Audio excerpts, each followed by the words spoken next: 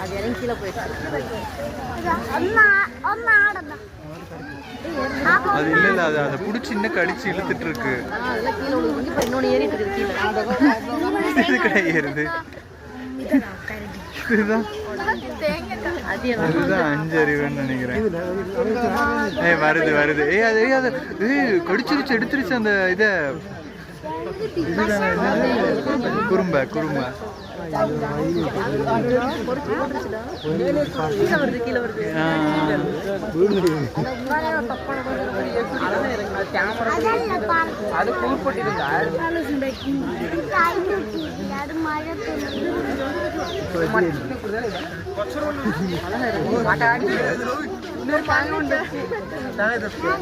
இதுக்கு இருந்துச்சுன்னா மேல தேங்காயே வளர விடாதுன்னு நினைக்கிறேன்.